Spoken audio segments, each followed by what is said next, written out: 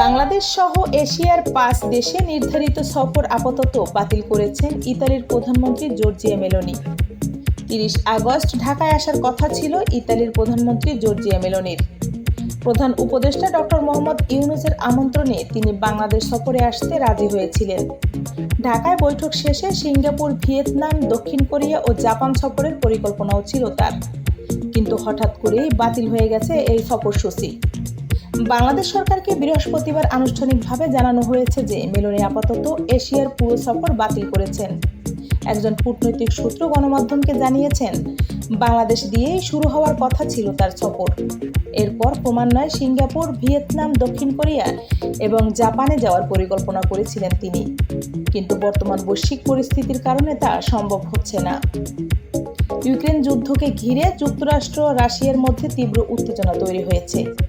এই সংকটে ন্যাটোভুক্ত দেশগুলোর অন্যতম শীর্ষ নেতা হিসেবে গুরুত্বপূর্ণ ভূমিকা রাখছে ইতালি। প্রধানমন্ত্রী মেলোনির কূটনৈতিক তৎপরতা মূলত ইউক্রেন যুদ্ধ এবং পশ্চিমা জোটের ঐক্য বজায় রাখার দিকেই কেন্দ্রীভূত।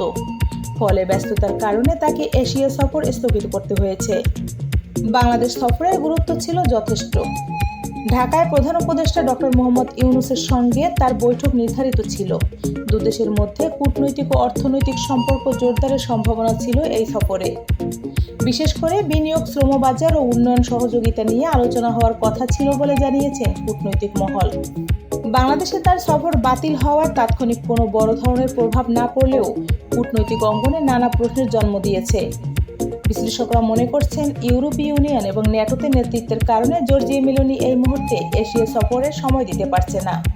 তবে পরিস্থিতি স্বাভাবিক হলে ভবিষ্যতে তিনি পুনরায় এশিয়া সফরের পরিকল্পনা নিতে পারেন।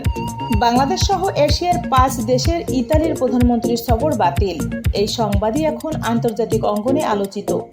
এই সফর স্থগিতের সিদ্ধান্ত আঞ্চলিক কূটনীতিতে নতুন প্রশ্নের জন্ম দিয়েছে বলে মনে করেছেন বিশ্লেষকরা।